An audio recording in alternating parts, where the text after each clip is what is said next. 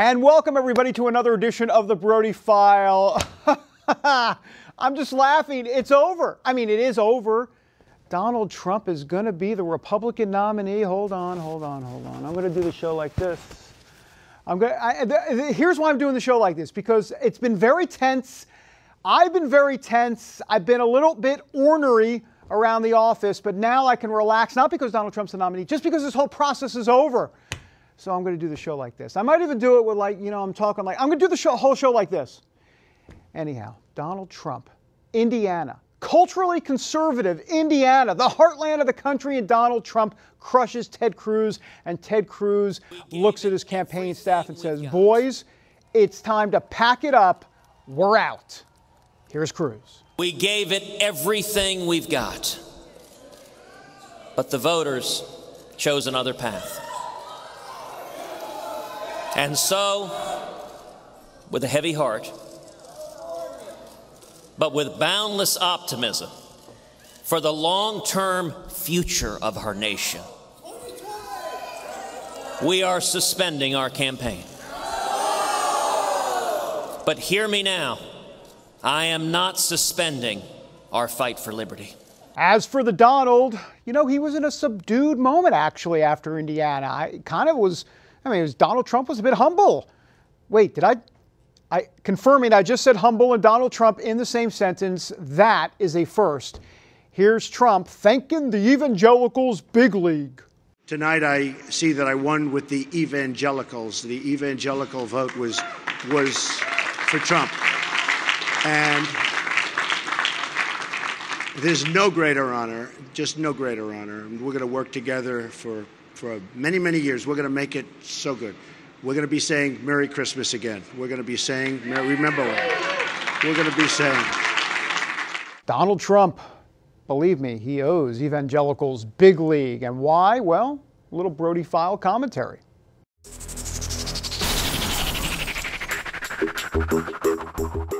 Well, look, I'd love to do the commentary right here, sitting here with my tie undone, a bit disheveled. But you know what? Forget all that. Instead, let me take you to the 700 Club, where I had a chance to talk to Pat Robertson about the big victory for Donald Trump as he moves forward as the Republican nominee, or at least the presumptive Republican nominee. Our CBN News political correspondent, David Brody, is with us. And David, you were with the Trumps. You've been on the campaign trail. Now he's turning his fire on Hillary. Tell me what it's going to be like.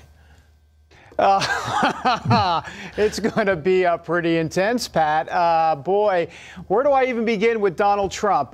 He has done the unthinkable. Literally, the GOP establishment needs smelling salts this morning to get themselves off the floor because we're in for a wild ride. Look, everybody thinks that Donald Trump will fight nasty with Hillary Clinton in a general election. And guess what, Pat? That's exactly right. I'm waiting for the news conference, and it's coming, Pat, where Paula Jones and Juanita Broderick and all of the women from Bill Clinton's past are standing around Donald Trump when Hillary Clinton tries to play the war on women card against Trump.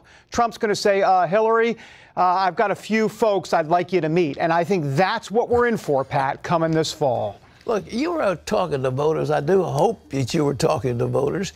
What did they say? These Trump voters are so passionate for their candidate.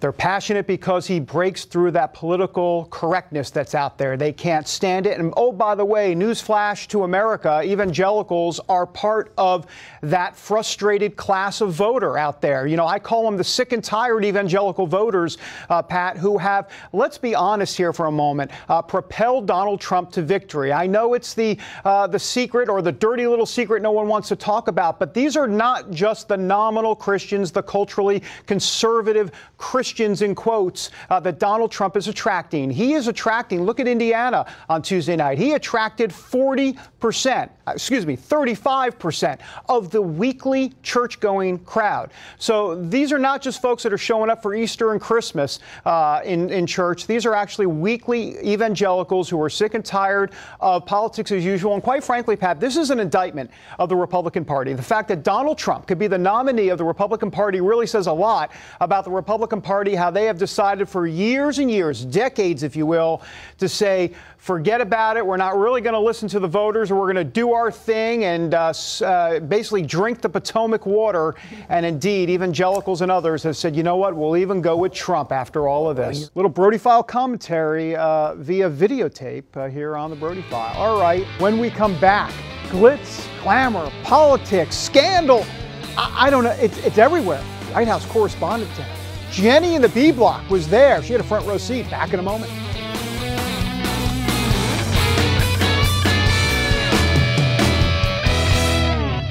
And welcome back, everybody, to the Brody File. Glad you're with us. All right, time now for a little Hollywood, a little DC, a little politics, a little glitz, glamour. The White House Correspondents' Dinner. It's an annual affair where the stars are hobnobbing with the political nerds, and it's just a whole big excitement.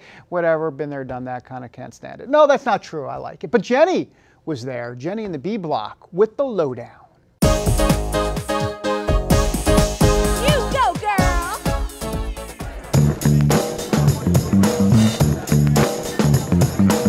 Hollywood took Washington by storm to attend the last White House Correspondents' Dinner of President Obama's term. Actress Candace Cameron Bure was the special celebrity guest of CBN News. It's two worlds colliding, entertainment and politics, which is really fun. And politics is a new thing for me. You know, this event is called Nerd Prom. Mm-hmm. Do you think that's fitting?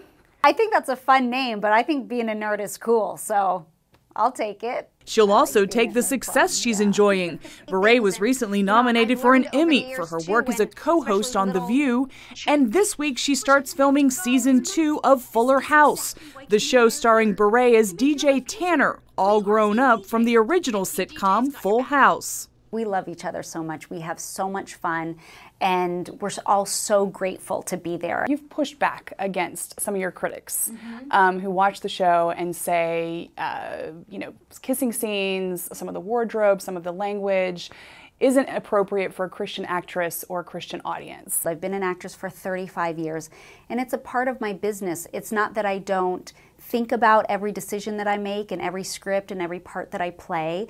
And my husband and I have come to what the boundaries are for us so that I can do the job and exercise the talent that God has given me, but do it within the boundaries that make the two of us comfortable. And one of those boundaries we draw the line at is kissing, that it's nothing more than that. And that's something that I've been doing since I was 13 years old. I had my very first kiss on Full House. I think sometimes it's funny, though, that people love my movies on Hallmark, which I love making, and my mystery series, and there's always a kiss at the end of those movies, and people love them. Scroll through her social media post, and you'll see Bure advertises her Christian faith. I love Jesus. Like, my faith is my whole life. And I love the relationship that I have with God, and it's important to me and my family, and sharing that with everybody, because that's what the gospel calls us to do, to go out into the world and share the gospel and the peace that only God gives us through his salvation. And so that's my calling. That's what our calling is as Christians. And so for me, that's an easy thing to do. It gives me joy to be able to wear a t-shirt or have the opportunity to proclaim it anywhere. Bure put her career on hold to be a stay-at-home mom while her 3 children were younger. Now at age 40, she believes she's reaping the fruit of that decision. I feel like there's definitely a blessing in that obedience of feeling my calling to be a stay-at-home mom, and because to see what I'm doing now, it overwhelms me. For the Brody File, I'm Jennifer Wishon. All right, thanks, Jenny. Well, look, we can't talk politics in Hollywood without a dose of Amber C. Strong. Here she is with this week's Pop Political.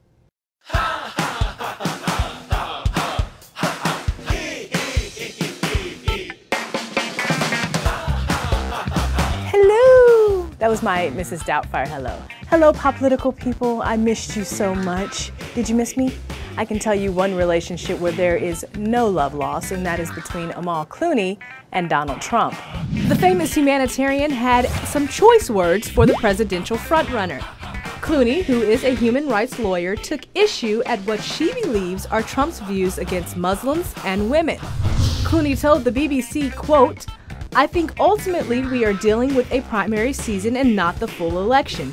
And so, if at the end of it all, he gets beaten by the person who becomes the first female president of the United States, I think that would send a very positive message from the electorate back to him." In other Hollywood/pop culture news, actress Rosario Dawson says she was grateful following her arrest here in D.C. The Daredevil actress was arrested while attempting to stage a sit-in at the U.S. Capitol. Dawson was protesting on behalf of the anti-big money movement, Democracy Spring. The group fights against big money in politics and fights for equality in voting. The arrest was uneventful. She was ticketed, released, and told to return in 15 days. And finally, we're going to end things on a high note. A musical high note, that is. Jesus did it for me. That, ladies and gentlemen, was a musical snack from the newest gospel sensation group, Grace. Grace was launched by Bishop T.D. Jakes and have just released their new single titled Jesus Did It. Yes, he did. I sat down with the all-female multicultural quintet and asked them, what does grace mean to you?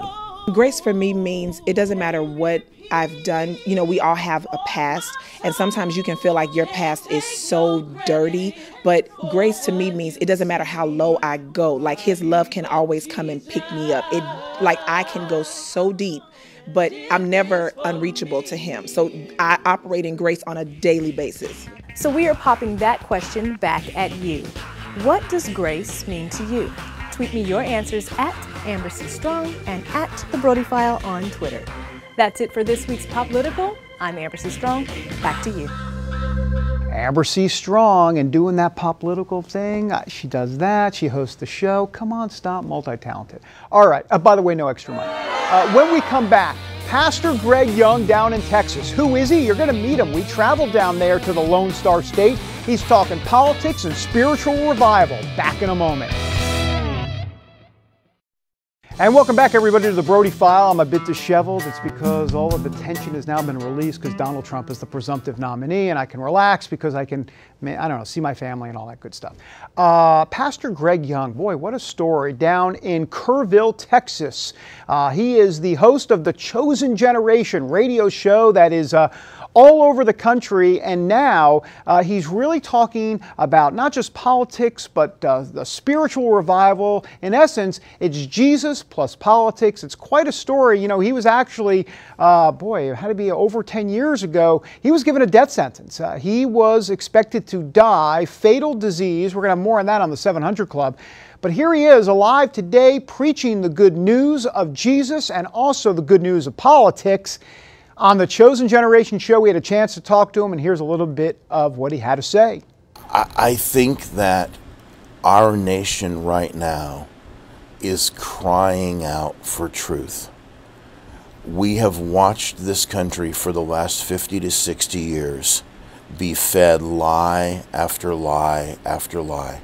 We've changed the very foundation. You know, I was with David Barton last week, and we went through the Capitol and looked at the number of signers of the Declaration of Independence that were seminary trained. We looked at the things that they used to establish the very foundation and the creation of the United States of America. And I had Phil Graham on the program just a few weeks ago, and it was funny, as we were doing the warm-up, I said to him, you know, I have this hypothesis that it was the Vietnam War and the 1960s where our nation really began to shift, in that patriots went to fight communism, while liberals and leftists and progressives took over our seminaries and took over our places of higher education. And he said, you know, it's interesting, Pastor Greg, I'm getting ready to write a white paper about that very topic. And the fact that when you look at biblical translations that popped up in the 70s, most of those came after our seminaries had been liberalized. So to your point, I believe that having a true biblical worldview as we see this is important. And the other thing is from an overlay perspective, I think it's the only way to understand what's really happening. When we recognize that we wrestle not against flesh and blood, but against principalities and powers, and that there is a darkness and there is an evil that is working against our country today and against our world today, but then we have the hope of knowing that God has already sent the answer and the overcomer and the victor. Pastor Greg Young, our good friend down there in Kerrville, Texas. More on the 700 Club from him here in a few weeks. All right, when we come back, the North Carolina transgender issue. Boy, oh boy, forget just North Carolina. It is exploding all over the country. What in the world is going on with the bathroom ordinances? We talk to an LGBT activist when we come back.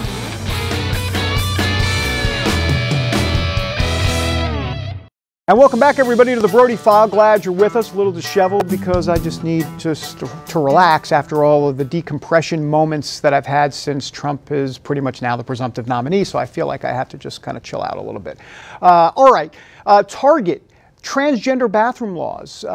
They got in a whole boatload of trouble because they say, hey, transgenders, come on in to the bathroom stalls. Woman, man, whatever you want to be, and whatever bathroom you want to choose, that's fine. Well, conservative Christians and many others said, not so fast. There's a Target petition, a boycott Target petition out there, over 1 million signatures and going strong. So, what is going on with what is happening in this country overall, but specifically as it relates to the transgender bathroom issue? Well, we talked to Lane Hudson right here on the Brody File. He is an LGBT activist. He's been around for quite some time, and he actually brings the, as you might imagine, the progressive liberal point of view here to the show. Hey, we will welcome both sides. We have no problem with frank discussion, and here is some of that discussion. Let me ask you about Georgia real quick. What do you make what's going on there with Nathan Deal? He took a lot of criticism from evangelicals, and I'm curious to get your opinion about what he did down there in terms of the veto of that bill, the transgender bill. Well, I think what you saw Governor Deal do is when you take the oath of office, you're taking the oath of office to administer a government of the people, for the people, and by the people. And that means everyone. And so when you start hearing from the business community that what actions you're taking are going to harm the business environment, which provides jobs for people, it provides economic security for families, it provides tax revenue for the government to administer the services it needs to its citizens, then you really have to start thinking, am I really doing the right thing? You've got to balance all the costs of these things. And what he decided was the right thing to do is that it was going to hamper the business environment in the state of Georgia, and he vetoed the bill. Let me ask you about some evangelicals. I want to have your message to the evangelicals who are concerned about these transgender bathroom bills that we see pop up. They're important for equal protection under the law as it relates to the LGBT community, but evangelicals see it differently. They see that this could lead to dangerous situations in bathrooms, or at least it muddies the waters, and that puts them ill at ease. What do you say to folks that might have some concerns about this? Well, you know, transgender people didn't just now start using the restroom. So I don't understand why just now this has become such an issue that people feel like it really has to be addressed. Because particularly if you look in other parts of the world, let's look at Europe. They have gender-neutral bathrooms everywhere. And the privacy exists in the bathroom stall. And I don't know kind of what the history is here, but and how bathrooms are constructed. But if people are really concerned about privacy in a restroom, there are different ways of going about it than telling someone that they are or are not allowed to use a certain restroom. And you know, I don't know if some of these folks really understand what it means to be transgender, but you know, and I don't, but I do have friends who are, and I've really taken some time and effort to understand what it means to be transgender. And they really do feel like they were living in the wrong body. And that they, you know, transition to the gender that they believe is their true gender that they were born with. And they're really just trying to live their true self. They're not trying to push an agenda. They're not trying to make anyone else uncomfortable. They're actually trying to feel comfortable with who they are and live their life just like anyone else would. What if it's not really about folks that are transgender, but maybe some folks that are want to take advantage of these laws, folks that aren't transgender, but say, you know what, today I'm feeling more like a woman, or I'm feeling more like a man. We've seen examples of this in Washington State. There have been some folks, some parents that have called in and have been concerned about folks that say, well, under the law, I can be here in this bathroom. It's not a transgender person. It's just someone who's a bit wacky. There's some concerns about that too.